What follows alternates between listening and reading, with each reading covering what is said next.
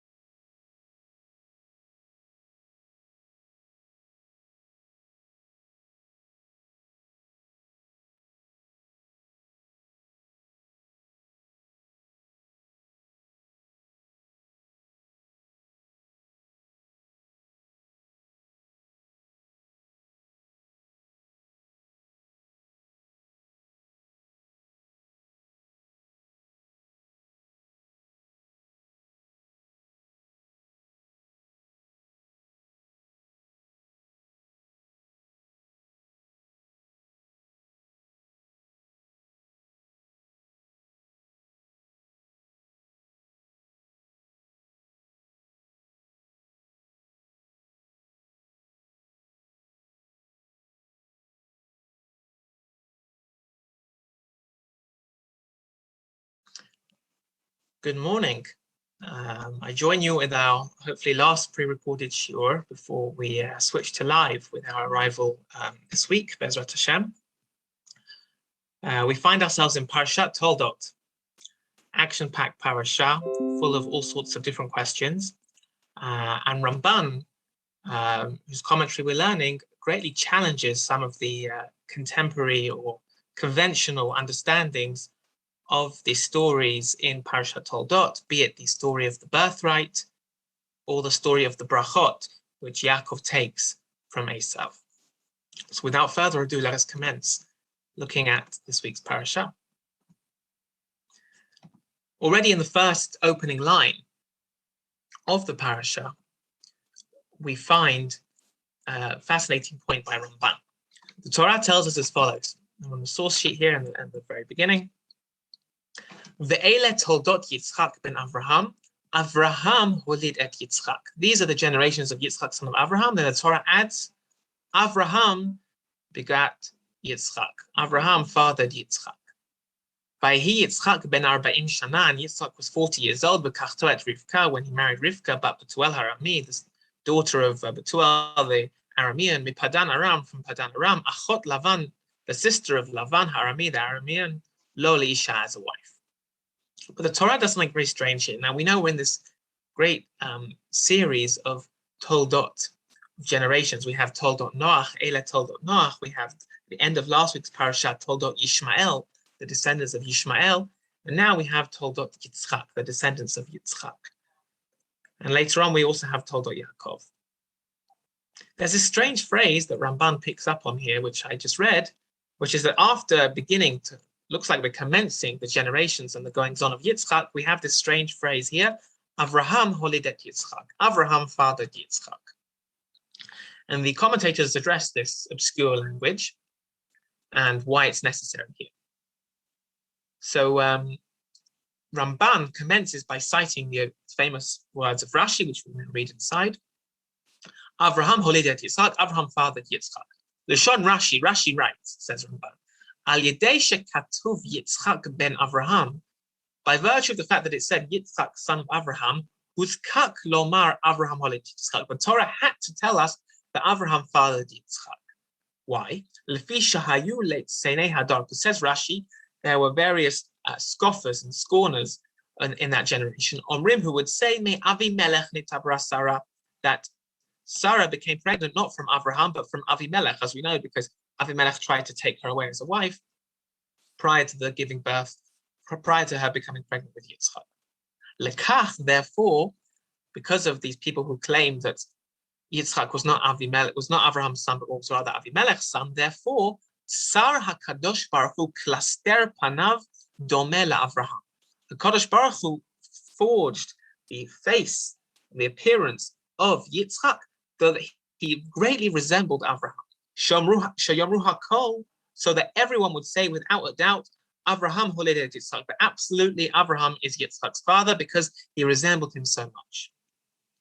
So first, Ramban says, why is it there's this phrase? So first he cites Rashi, as we just saw, who says, Avraham fathered Yitzchak is coming to, the Torah is coming to tell us, without a doubt, everyone saw by Yitzchak's very appearance that Avraham fathered Yitzchak. I think this isn't just a question of paternity here, but I think it's very indicative of Yitzchak's nature. The fact that Yitzchak very much resembles Avraham because he continues his path, not simply because Avraham was his father, and not just because the Midrash tells us that he looked like his father Abraham, but he very much is a continuation. We know that so much of what Yitzchak does is a continuation of Avraham. The fact that he goes to Be'er Sheva and digs the well that Avraham dug, for example. The fact that he goes to Gerar just as Avraham had gone to Gerar in the area of Avimelech. Very much so, Yitzchak is the continuation. So Avraham holidet Yitzchak, Rashi says it's talking about paternity, but more than that, it's what the paternity represents. That's how Ramban begins the explanation as to these superfluous words of Avraham holidet Yitzchak, that Avraham fathered Yitzchak. Ramban continues by citing the opinion of Ibn Ezra. For Rabbi Avraham, meaning Rabbeinu Avraham ibn Ezra Amar, he said, Od ta'am, another reason, and odd further, Shata'am holid, why did the Torah have to tell us that Avraham holid fathered Yitzchak? It means Gidel v'Ribam. It means he raised and nurtured him. Avraham very much nurtured and raised Yitzchak. Kumo Yoldu al Birkei Yosef, just as we know from later in Sefer Parsha, it says that Yosef's grandchildren were born on his knees, meaning he raised them. Kumo Amar, just as it says in the end of last week's Parsha, by Shalchem me'al Yitzchak. In other words, Ibn Ezra's understanding, says Ramban, is this isn't just a matter of paternity, and not just what I said that this is a natural continuation, but Ibn Ezra's point here is that Avraham raised and had an active hand in raising Yitzchak, in contrast to perhaps Yishmael and the children that Abraham fathered later on from Keturah, as we know at the end of last week's Parsha. The point is, according to Ibn Ezra, not a question of paternity, but a question of who had an educational hand here, and it was Avraham Gidel v'Ribam.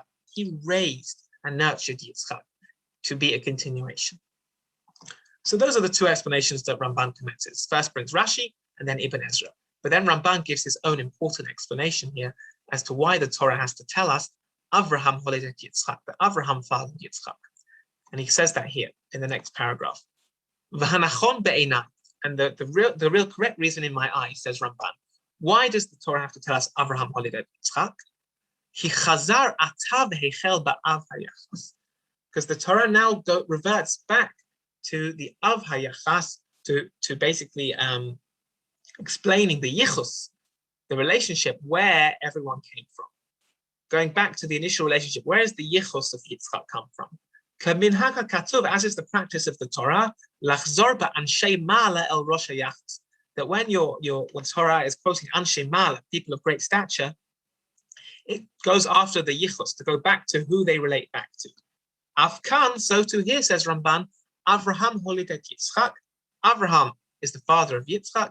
Yitzchak holidet Yaakov, kasher yizken Yitzchak is the father of Yaakov, as the Torah goes on to mention. In other words, says Ramban, this isn't just about paternity, as Rashi said, and this isn't just about that Avraham had an active hand in raising Yitzchak, like even Ezra says, but rather it's because the Torah wants to give Avraham's yichus to Yitzchak. In other words, to say we are forming a chain here, we're forming a dynasty. Avraham to Yitzchak to Yaakov, and that is what the Torah is stressing here. But Ramban goes further. Ramban says as follows: the Torah comes back to telling this lineage, the great lineage of Yitzchak, that Avraham was Yitzchak's father. Why? But Avur She'amar, because the Torah had just ended off last week's Parsha by saying Ve'ele toldot Yishmael ben Avraham. So the Torah in last week's Parsha had spoken about Yitzchak's brother, Yishmael, the brother that wasn't chosen. She'im Amar Gam Ken Ve'ele toldot Yitzchak ben Avraham Davad.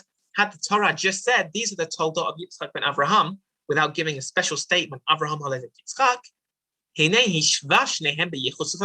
Torah would be equating the Yishmael and Yitzchak, both in terms of their yichus, in terms of their lineage, and in terms of their mal, in terms of their level and stature. Because the Torah had just enumerated the toldot, the generations of Yishmael at the end of last week's Parsha, and now it's going to say toldot Yitzchak. Had it not given this special phrase, Avraham holidet Yitzchak, then it would have equated Yitzchak and Yishmael on the same level. And that cannot be, said Avraham. And furthermore, not only that, the Torah enumerates first the generations of Yishmael, who's the Bachar. And furthermore, Avraham,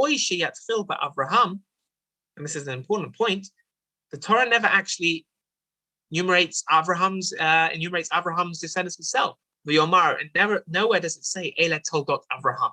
Nowhere in the Torah does it say these are generations of Avraham. And that's what it should have done. And Torah did not wish to do so. So as not to count Yishmael and Keturah's children alongside Yitzchak. And therefore, Chazar v'hishlim, the pasuk continues and ends off by saying and stressing Avraham holidet Yitzchak. Avraham fathered Yitzchak. Lomar, that is to say, ki hu levado toldotav. Yitzchak alone is the true descendant of Avraham. And it should be seen as if Avraham did not father any other children. Yitzchak is, so to speak, the sole heir of Avraham. Commotion Emra, just as it says at the end and previously, that through Yitzchak and Yitzchak alone will your descendants be called. Says Ramban something fascinating here. If we go back to the pasuk inside, the Torah could not have just said Ve'ele toldot Yitzchak ben Avraham. These are the generations of Yitzchak, son of Avraham, because then he would have been on equal footing to Yishmael, whose descendants are counted at the end of the previous parasha in the same manner. Rather, Yitzchak needs to be set apart, and therefore the Torah says Avraham holidet Yitzchak. Avraham fathered Yitzchak, and the Torah does this to say that Yitzchak is Avraham's son. And in some sense, Yitzchak alone is Abraham's son. He is set apart from Ishmael. He is set apart from the children of Keturah, who Abraham took as a wife in later years. Yitzchak alone inherits Avraham. This is a very important point when it comes to the general trend of the book of Bereshit, when we look at brothers and brotherly rivals, as we're going to see Yitzchak's own children, Esav and Yaakov, when it comes to who will inherit the father.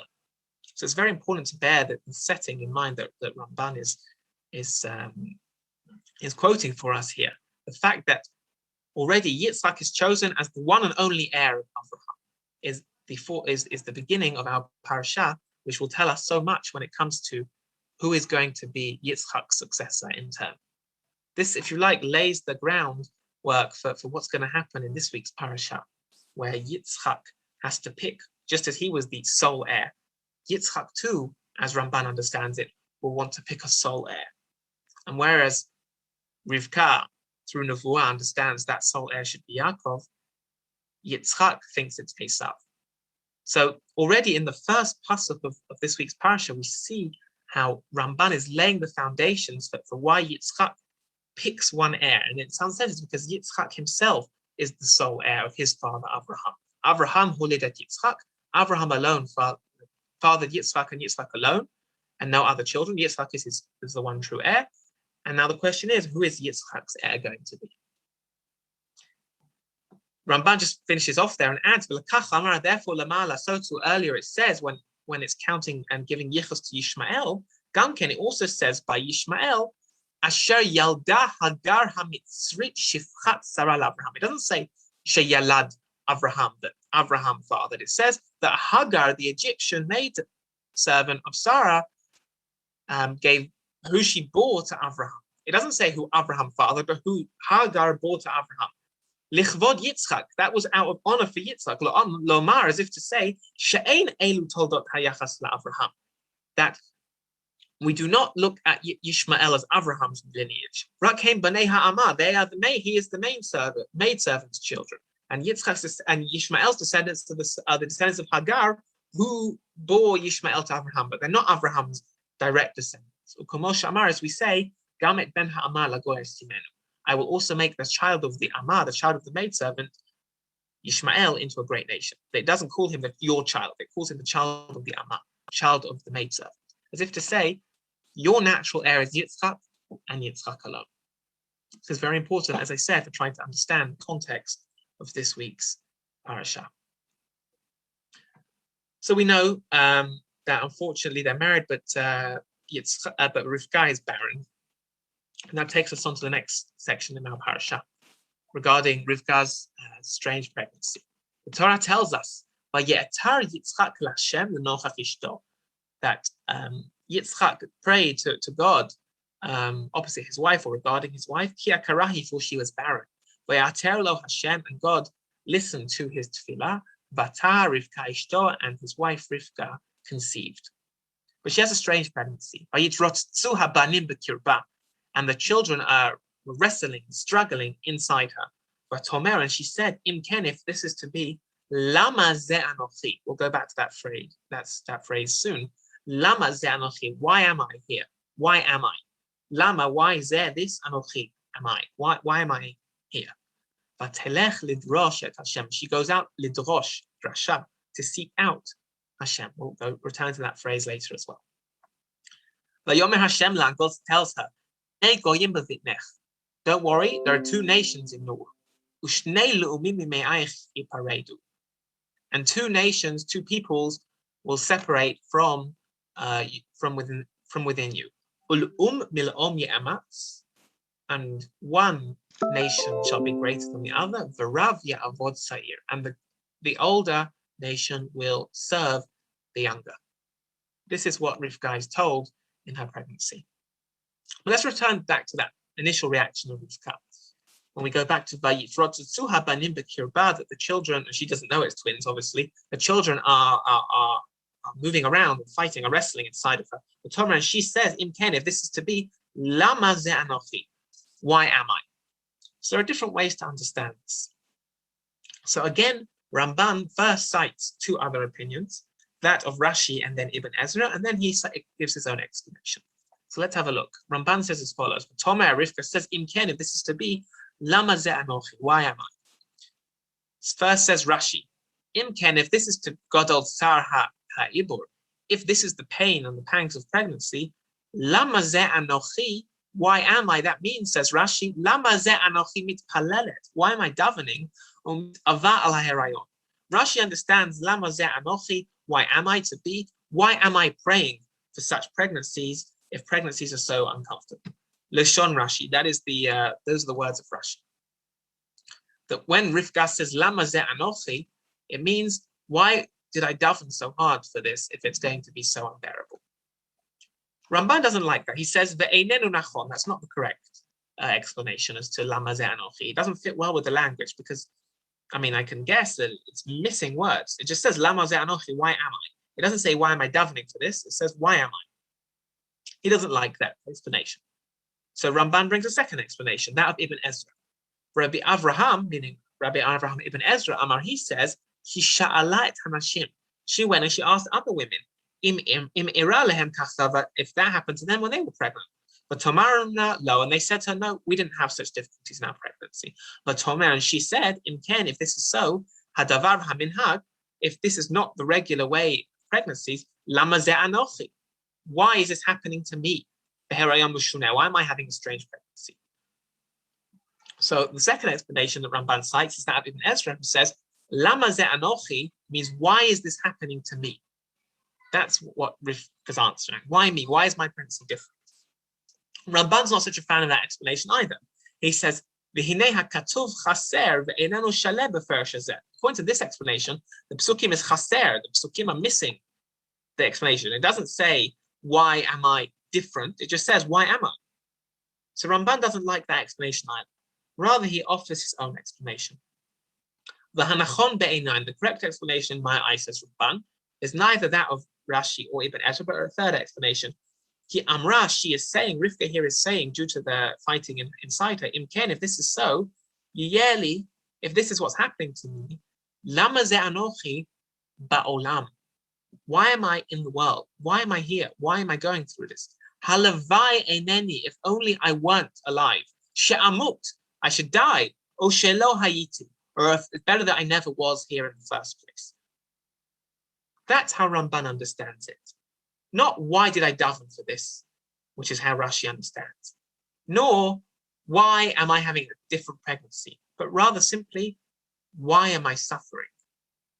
That's how Ramban understands these words. Lama ze anochi. Why am I suffering? In other words, Ramban just sees this as a woman who's scared for her pregnancy and that she's going through pain, and it's not clear to her what is going on and why she's experiencing what she's experiencing. Again, this reverts back to, as we've seen, the trend in Ramban's thought, just trying to understand from the position of the character, from the biblical character, and saying, what is she feeling right now? And says Ramban, what is Rivka feeling right now when she says these words, Lama ze anochi, why am I? And Ramban says, it's the prayer of a desperate woman who's struggling with her pregnancy. Why am I experiencing such pains? So what does she do? The Pasuk tells us, Vatelech lidrosh et Hashem. She goes to be doresh, to seek out Hashem.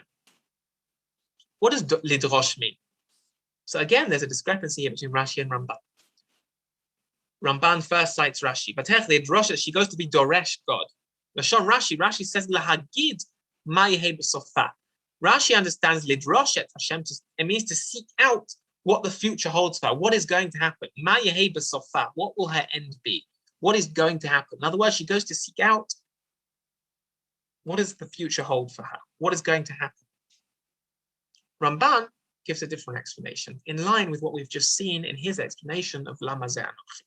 Ramban says differently to Rashi. Ramban says, V'lo matzati drisha etzel Hashem, and nowhere in Tanakh have I found that it says drisha, to lidrosh God, rak lihit palel, other than when it means lihit palel, to pray, to daven.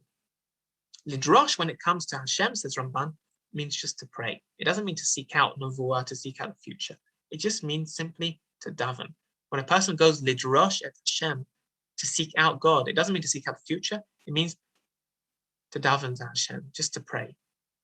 Katam, and he cites other examples of where we see this in Tanakh, just like it says, Darashi et Hashem va'anani, I sought out God and he answered me. It means I davened to God and he answered me. Dirshuni v'chiu, seek me out and live. It means daven to me. Chayani imei daresh lecha. In other words, what's happening? For Ramban, she says, Im ken lama ze anochi, why? Why am I here? Why am I alive? I'm in such pain. And she goes lidrosh et Hashem. It doesn't mean to see what's going to happen with her pregnancy, like Rashi understands, but simply it means she goes to daven to Hashem to help her. That is how Ramban reads these psukim here. We have Rivka who's struggling with pains in her pregnancy, and she simply davens to Hashem for help. And that is how Ramban reads Rivka's pregnancy. And thus she's answered. Vayomer Hashem la. Hashem says to her, Shnei goyim b'velech. Don't worry. It's not that there's something wrong with the baby, God forbid, but rather the opposite. You've got two babies, and they represent two very different things. Two goyim, two nations in your womb. Two great nations are going to come with you. In other words, God hears her tefillah and says, don't fear. It's not pain, and there's nothing to worry about, but simply it's just two babies, each of whom has a very different destiny. Again, setting us forth for what comes when the children eventually are born. And that takes us on to the characters of Esav and Yaakov. And there's much to be said regarding Esav's character, specifically in Ramban's thought. As is the case, we learn and we grow up heavily influenced by Rashi and Midrash that Esav is a terrible villain and is evil, and the Midrashim are very heavy and insistent on emphasizing the evil nature of Esav's character. And that while Ramban agrees that Esav is not a good character, he dilutes, so to speak, or doesn't emphasize the evil nature of Esav. He's much more forgiving, if you like, of Esav's character as opposed to Yaakov. He's no tzaddik. He's certainly got problems, as we're going to see, even according to Ramban, but he's not as evil, perhaps, as stressed by Rashi, based on the Midrashim. So let's look inside. Psukim on top of page 2 here. Vayimlu Yemel Aledet, and her days, Rivka's day came to give birth. Behold, she had twins. Say Harishon Admoni, the first one comes out red. Kulo Ka'aderet Se'ar, like a thick hair. Vayikru Shmo Esav, they called him Esav. And afterwards, Yatsa Achiv, his brother, comes out after him. V'yado Achezet Akev Esav, and his hand is holding the heel of Esav. Vayikra Shmo Yaakov, and he calls his name Yaakov. Yitzchak ben Shishim Shana Boledet, and Yitzchak was 60 when she gave birth to them.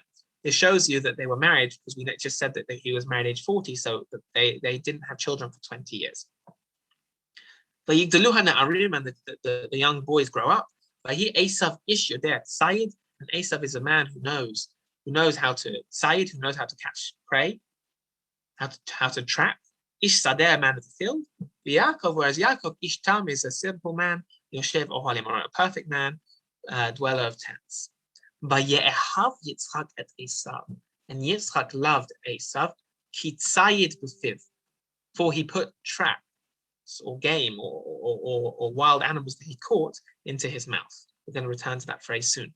Rivka ohevet et Yaakov, whereas Rivka loved Yaakov.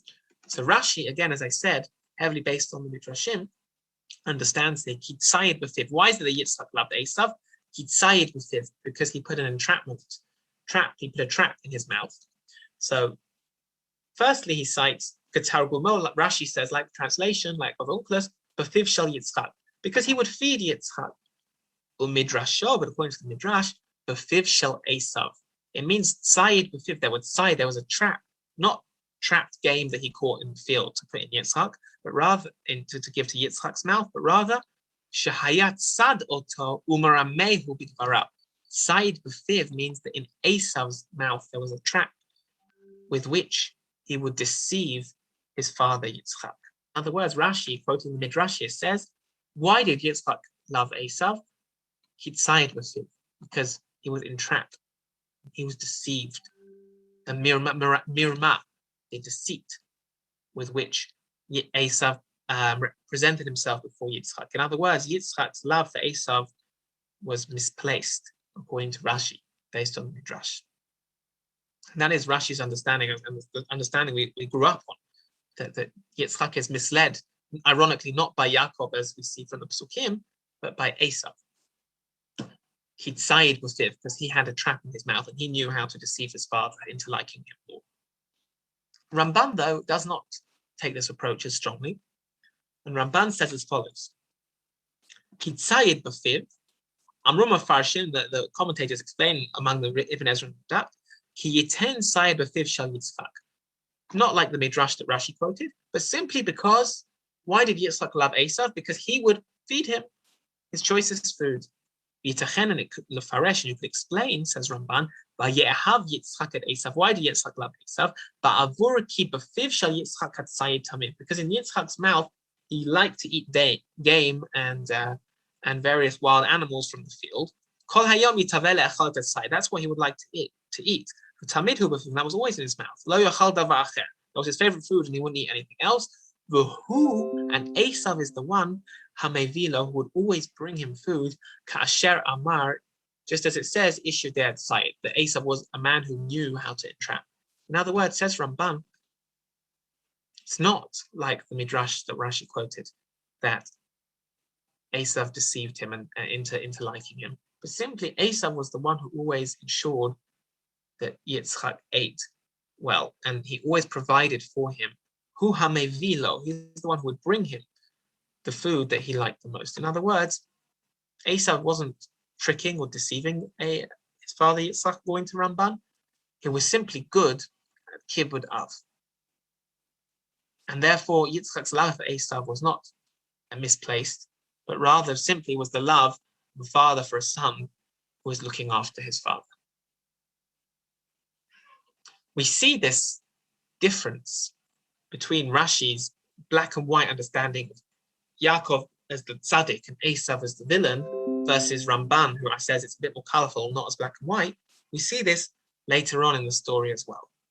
Not simply here, but later on when it comes to the story of the stealing of the brachot, stealing of Esav's blessings, or taking of Esav's blessings. If we look later on, it says, Vayavo el Aviv. Yaakov, pretending to be Esav, comes to his father, Yitzchak. Vayomer, he says, Avi, my father. Vayomer, and Yitzchak replies, Hineni, mi ata b'ni, here I am, who are you, my son? Vayomer Yaakov, and Yaakov, pretending to be Esav, says, El Aviv says, Anochi Esav b'chorecha, I'm Esav, your firstborn. Asiti ka'asher dibarta el, I did everything that you told me. Kum now, please get up. Shava, sit. V'ochla mitzedi, and eat from my side, eat from my everything that I've caught for you. Ba'avod tvarchani nafshech, so that your soul will bless.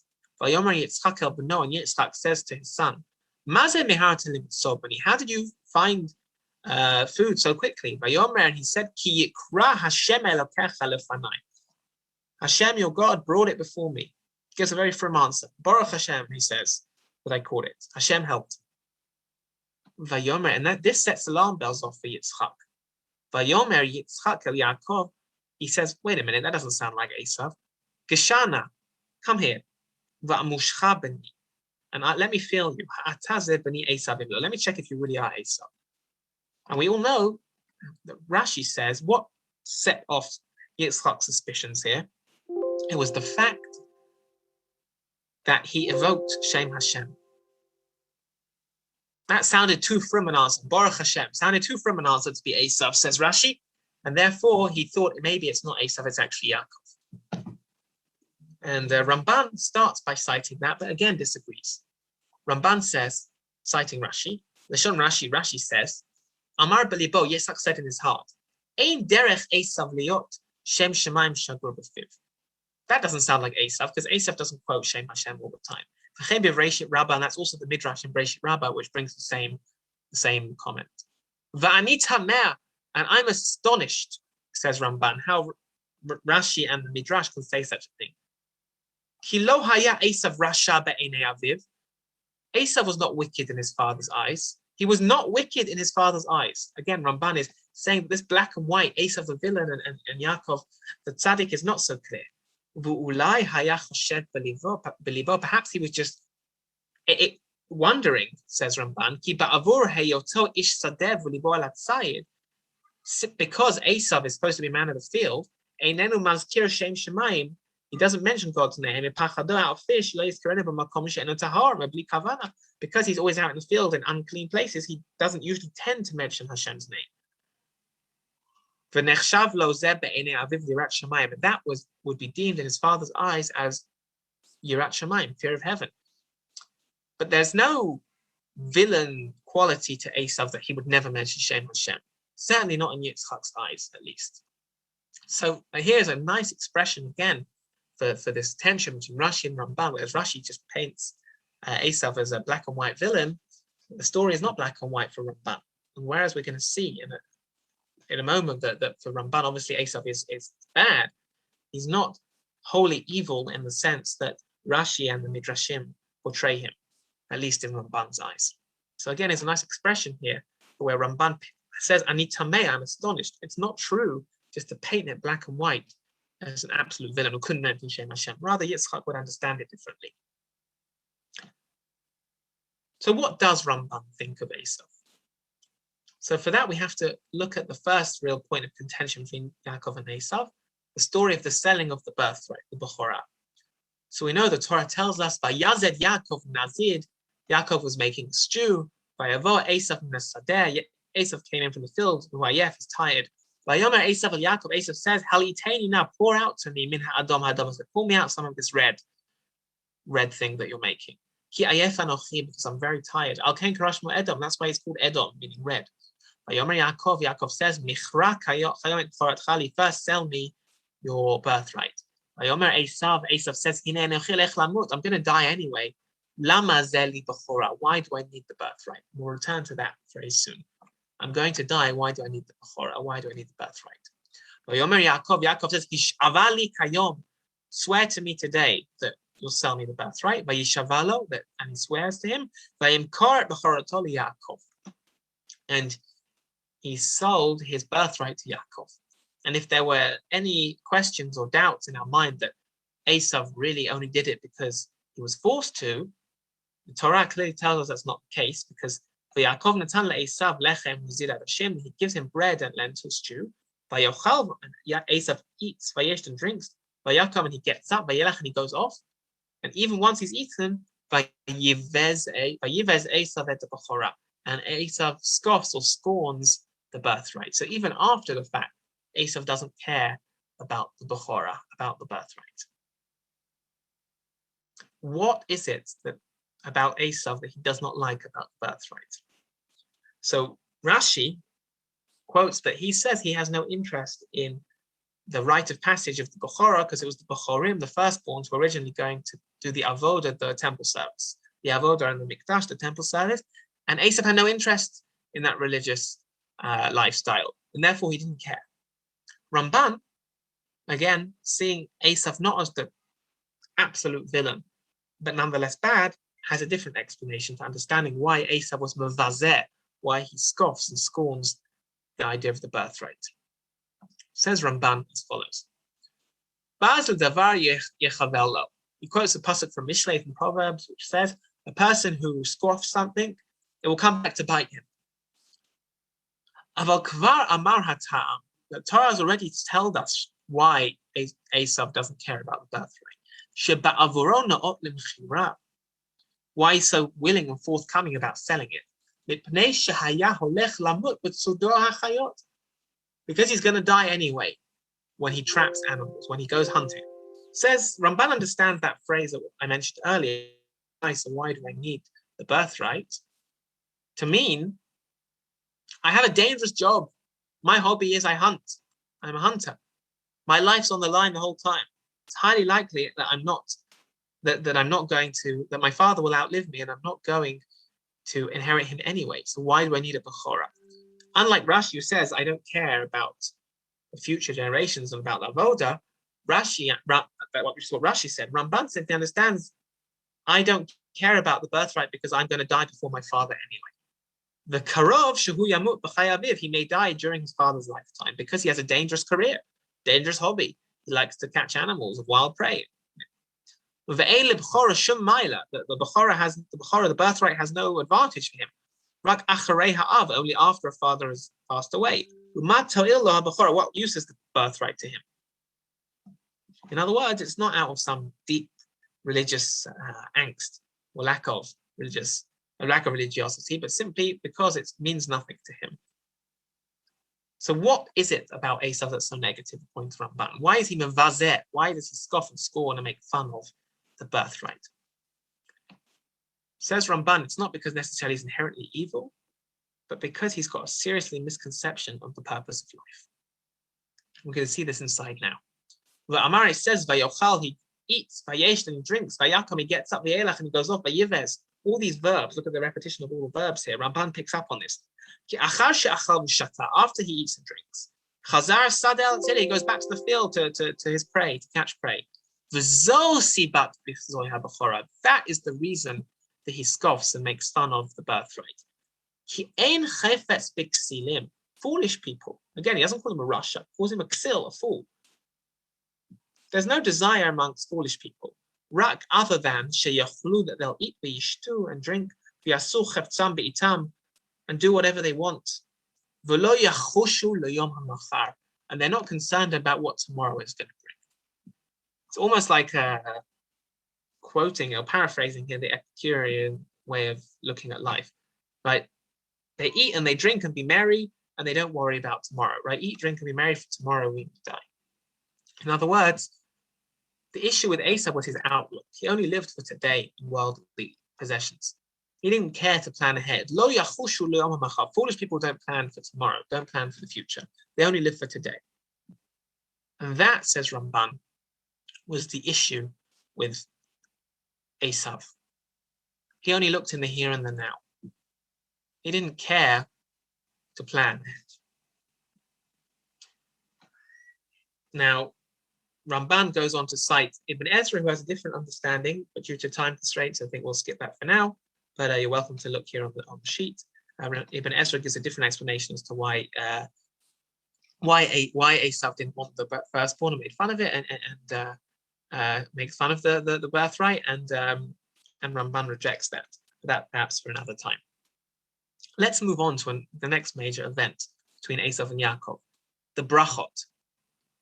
The brachot that Yaakov, so to speak, stole from Esau by tricking his father Yitzchak. So we know that the story goes as follows. By he and it was Zaken Yitzchak, when Yitzchak grew old, Vatichena Einav, his eyes became dim, they were out from being able to see. By Krat Esau, no, he called Esau his son, Hagadol, his first son. And it's fascinating to count here. It says Ben the whole way through this perek to tell us that the tension between the Ben Hagadol, the older son, the Ben Hakatan, and the younger son. It's fascinating if you notice how many times it says Ben here, son. The tension of who is the chosen son and who is not. So Yitzchak calls Beno Hagadol, his older son. Vayomer Elav, he says, Beni, my son. Vayomer Elav, and he says, Hineni, here I am. Vayomer, he says, Hineni, as a kantin, hold, I've grown old. Lo yidati yomotir, don't know when I'm going to die.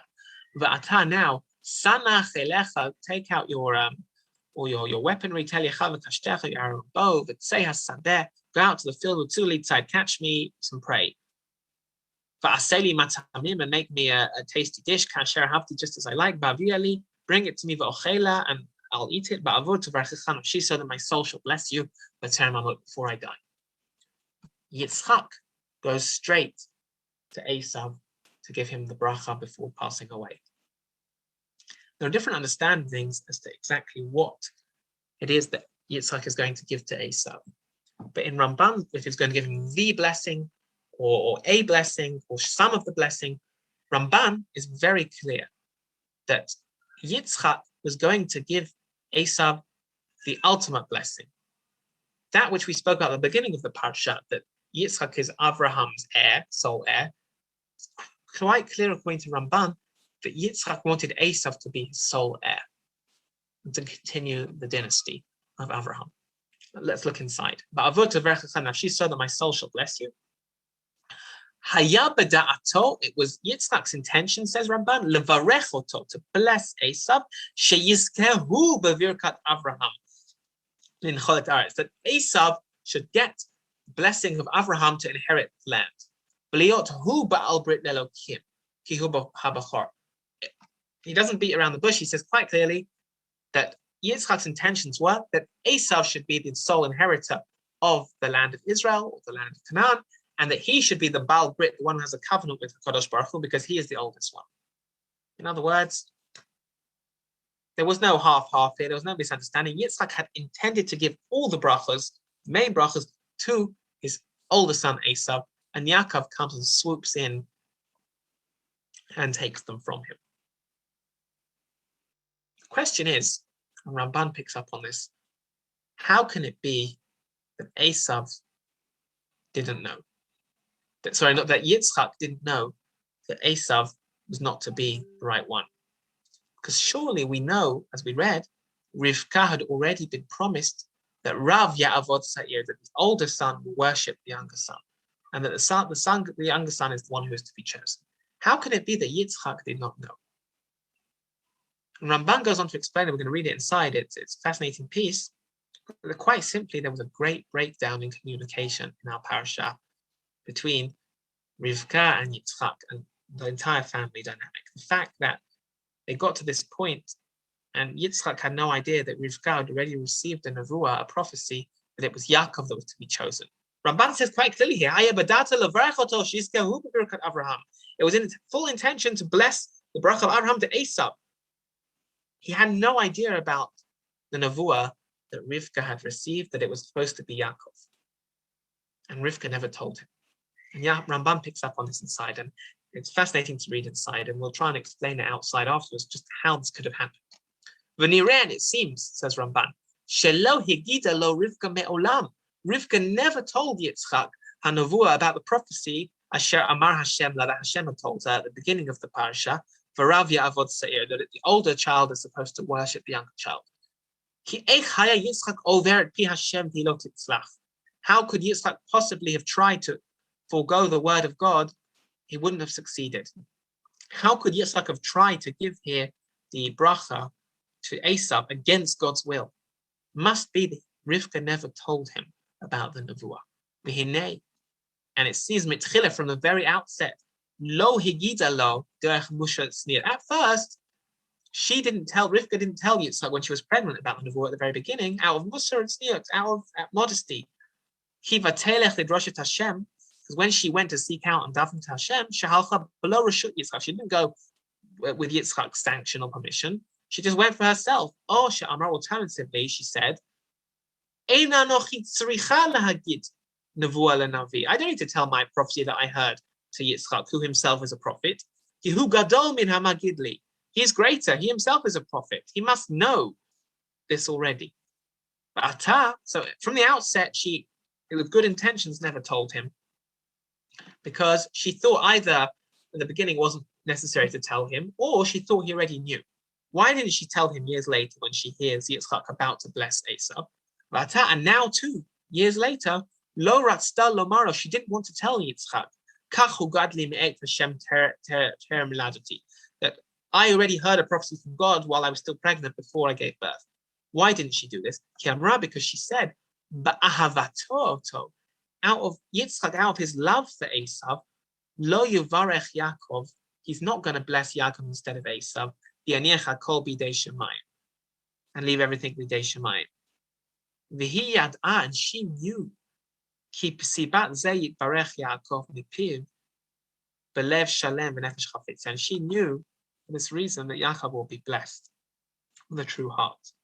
In other words, she knew of Yitzchak's love for Esau. Again, it's not like Rashi that he was tricked into loving Esau and he's a tzaddik when he really wasn't. But no, there was genuine love, according to Ramban, between Yitzchak, and justified love between Yitzchak and Esau. And Rivka didn't tell, perhaps for good reasons earlier, she just didn't think it was relevant, or she thought he knew. But years later, she also doesn't burst in. Says Ramban something fascinating. The reason that Yaakov goes and has to deceive Yitzchak to take the birthright, to take the blessings, is simply because Rivka doesn't have the courage, if you like, to tell Yitzchak, no, I heard a nevuah, and this son that you've been in love with all these years, he's not the chosen one. Yaakov is the chosen one. She doesn't have the heart to tell him. As a result, so much happens, and so much shifts for generations to come. Because rather than just putting it on the table, which is the preferred option, however uncomfortable it might have been for Rivka, instead, Yaakov deceives his father. In turn, midah keneged midah, measure for measure, Yaakov himself will be deceived in next week's parasha, and two siblings will be switched, namely Leah and Rachel will be switched, and Yaakov in turn will be deceived as punishment for the sin of his father. Later on, Yosef, Yaakov will be deceived by his own children in Yosef's disappearance. being told that he's been killed when he's not really been killed. And after that, Yehuda, who is one of the lead brothers in the sale of Yosef, will in turn be deceived too in the story of Tamar, who dresses as a zonah, as a harlot, and tricks him into being with her and becoming pregnant by him. In other words, this whole unraveling of deception throughout the rest of the book of Bereshit begins right here in this week's Parsha, simply because Rivka and Yaakov didn't basically speak out. There's an important message here in Ramban's words. Sometimes it's just better, however uncomfortable it is, to put it on the table. Because breakdown in communication is disastrous. It has disastrous consequences. And Ramban's message here is, however uncomfortable it is, it's still better to put it on the table rather than to break it, rather than to allow things to unravel and to go behind people's backs. Honesty is always the best policy. That's the message here. This also reflects back to what we spoke about last parasha, so we won't get into it too much, but namely the difference in the dynamic between the relationship between Abraham and Sarah and that of Yitzchak and Rivka. Whereas Abraham and Sarah have much more, if you like, natural, true love relationship. Yitzchak and Rivka, there was obviously an age gap, and Chazal talk about a big age gap, others less so, but there was clearly an age gap and there was a culture gap, and the relationship was more of a shidduch, it was more of an arranged marriage, and perhaps that's already sowed the seed, so to speak, this lack of closeness, as we saw last week's parasha. But either way, it culminates, it comes to an absolute climax in this week's parasha, where Rivka never tells Yitzchak, I heard from Hashem that Yaakov's to be chosen. And instead, she and Yaakov deceive Yitzchak rather than putting it on the table, however uncomfortable it might be. But at the end of the day, Yitzchak's love for Esav was genuine. And we know this, and Ramban says it in a great phrase Ramban has, we're going to see inside in the next piece. But Terem Tavo V'Avarachei, when Yitzchak finally realizes he's been deceived and that I accidentally blessed Yaakov instead of Esav, he says, Gam Baruch Yeh, he, Yaakov too, will be blessed. And Ramban is a bit disturbed by what this phrase is. And he says here in the second paragraph, I'm highlighting, V'anachon be'enai, and the reason that he says, Gam Baruch Yeh, Yaakov too will be blessed, even though he's been tricked by him. Hu lashon hoveh, it's a lashon in the present, yomar to mean, mi eifo hu hatzad sayed, whoever this person is that tricked me and took the brachas, asher haya yachol aramatish baruch, whoever it was that deceived me into blessing him, meaning Yaakov, v'gam shieh baruch al kol panim, he'll anyway be blessed. Ki yadati ki baruch, I know he's blessed. Oh, tamo v'gam baruch yeh al korchi, whether I like it or not, al korchi, against my will, he will be blessed. She'i efshar li lahavir bracha mimen, I can't take the bracha once I've given it. Ramban understands some sort of metaphysical transaction took place in giving the bracha to Yaakov, and it's too late to go back with it. Ki me'az sheberech oto, once he blessed him, yada baruch hakodesh, he knew through divine providence, was through divine spirit, shechala birkato alav, that the bracha was chal, the bracha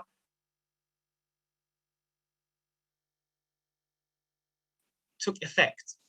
This is why Yitzchak trembles. This is the great language I referred to earlier. Why did Yitzchak tremble? It's not out of shock of being deceived, but he trembles quite simply because he knows that his beloved son, Esav, has lost his bracha forever. That is why he trembles. Quite simply, he knows there's nothing he can do about it. This is the reason it says, your brother came in deception. After his initial shock, he realized it must have been Yaakov. Because his bracha to future generations can only take effect on his own children. And therefore, if it took effect, and through Ruach HaKodesh, he understands it's taken effect, it must be, it was Yaakov. But quite simply, says Ramban, Yitzchak's charada, his trembling, is quite simply out of the fact that he's crying with his son. If you like, whereas Rashi sees rage, and you have, we learned in kindergarten the rage that Esav had when he finds out that what's happened, and he cries out in fury. For Ramban, Yitzchak and Esav are crying together because Yitzchak wanted to bless Esav, and he's sad that his Bechor, his older son, cannot have this blessing. Little does he know that it was supposed to be that way anyway. And that refers to that breakdown in communication that we mentioned earlier. But quite simply, there's love here. There's love here between Yitzchak and Esav. It's not fury, how dare Yaakov take my blessing, but rather that Yitzchak and Esav are crying together because he wanted to bless his son whom he loves, and he hasn't because he's been deceived by his other son. Albeit for good intentions, he was still deceived, and it should have been put on the table outright. At the end, though, Yitzchak himself does concede that Yaakov receives the brachot. And that's the end of the Parsha. When Yitzchak and Rivka send off Yaakov to Haran to find a wife. It says as follows. And Yitzchak finally gives his consent. Vayikra Yitzchak el Yaakov. Yitzchak calls Yaakov, Yivarechot, and he blesses him. Vayitzaveh, when he commands him, Vayomer lo, he says, Lo tikach isha me'bnot Canaan. Do not take a wife from Canaan. Kum, arise, lech Padan Aram, go to Padan Aram to Haran, Beita Betuel, to the house of Betuel, Avi Emecha, your maternal grandfather. Kach lecha misham isha, take for yourself a wife from them. Mibnot Lavan, from the daughters of Lavan, Achi Emecha, your mother's brother. V'kel shakayiv rechot charai, God should bless you. V'yafracha, make you fruitful. Yarbecha, multiply. V'yita likhal amim, and you shall be likhal amim, a congregation of peoples. And finally, knowingly, Yitzchak gives his consent that Yaakov is to be his heir. V'yiten lecha et birkat Avraham.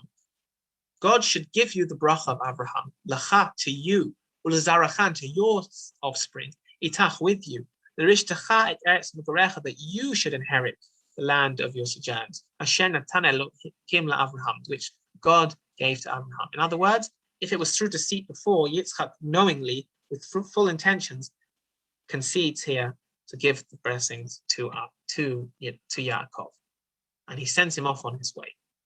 And it says, "Vayishlach Yitzchak et Yaakov," and Yitzchak sent off Yaakov. Vayelech Padan Aram, he goes to Padan Aram. El Lavan, to Lavan ben Betuel Harami, to Lavan, the son of Betuel the Aramean.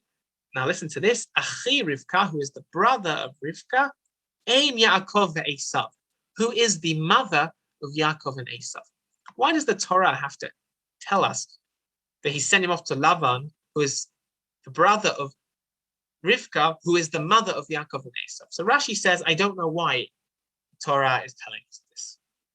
Ramban gives a suggestion of his own. Achi Rivka, Lavan is the brother of Rivka, the mother of Yaakov and Esav, says Ramban, Ba'avur, since She'amar, the Torah tells us, Shetzivaya Yitzchak et Yaakov, that Yitzchak is commanding Yaakov, Lekachat lo isha, to find a wife, Mibnot Lavan Achiimo, from the daughters of Lavan, his mother's brother. Therefore, his Kir HaKatuv, the Torah decides to mention, Shehaya Gam Ken Achi Imo Shel Esav. Also, at the end of the day, she's still Esav's mother. V'ra'oi haya, and it's fitting, it would have been fitting, Sheyitzaveh Gam Ken LeEsav, that really he should have commanded the same thing to Esav: go find a wife from your mother's brother's children. Aval, but midato, out of his understanding, out of Yitzchak's understanding, Shebirkat Avraham Tieli Yaakov Ulazaro, from Yitzchak's eventual realization and comprehension that the bracha of Avraham is going to be only to Yaakov and his descendants, Asakeh. That's why he only commands Yaakov and not Esav. In other words, according to Ramban, the reason that it says Ein Yaakov ve'Esav, Rivka is the mother of Yaakov and Esav, is to say that yes, she's the mother of both. And Esav too should have taken, ideally, a wife from Lavan's daughters. But I'm only commanding Yaakov because Yitzchak finally understands that really Yaakov is the one who is supposed to inherit him. And therefore he has to take the wives from the family rather than from the Benot Canaan, who are not appropriate for the legacy and dynasty of Abraham. And this is that consent, if you like, or it's Yitzchak's knowing consent, as opposed to what he's deceived earlier, which was perhaps wrong. Here he knowingly recognizes that Yaakov is supposed to be his heir. I'll just end off with one other idea. Rashi writes here, Ein Yaakov ve'Esav, writes that why does it call Rivka? Rashi writes here, I don't know why. Why This does is it have where to say new Yaakov parents will Esav? remember So life before becoming my teacher new of our parents. listening Sal said, This is the Kolakov kitchen where Rashi, the I new think in boyfriend addition will to what we've just unofficially seen in begin. Ramban, it's quite clear why the Torah tells us Em Yaakov Your Esav. Why spoon does it call collection Rivka became the mother of hottest Yaakov thing when Esav fiber. here? Rivka is desperate to keep both her children This is the climax alive of and the well. She opening knows car that Esau chase wants to in kill No Yaakov Time to Die. for taking the brachot from Yitzchak. She Figure wants out to how keep the to boys imitate apart bullet because she impacts, knows that's and the then best thing line for them. each one up She with the is car's very prop much in this machine gun. moment I the think the mother of beauty of this Yaakov and sequence Esau, is it is the woman probably who 95% loves real. deeply And that's both of just her one children, element albeit of an in different opening ways, sequence that and involves wants to 10 make sure versions that, of the as Aston the Martin, Torah tells us hundreds at the of end of the fake previous bullets, and parak, why should 8,400 I be bereaved gallons of of both of them? soda. I don't want them to fight to Here's the how death. they did I it. need to separate them. In other words, Em Yaakov Esau. She As is very soon well aware as she's director the Carrie mother of both Fukunaga Yaakov and found Esau in this material moment, and she has a responsibility to ensure that they stay apart. And that's why she sends Yaakov far away and keeps Esau home, because she knows she needs to keep both her boys safe. That's just another twist, if you like, for understanding the Em Yaakov Esau. She knows she's the mother of both, and that's the love for both of her children, that one shouldn't kill the other in a fight, that she has to send Yaakov away. And we will end things there this week. And looking forward to, rather than having a pre-recorded session next week, looking forward to giving a shiur in live. And so looking forward to seeing you all in person very soon, and have a good day and rest of the week, and see you very soon. Take care. Italy. He knew the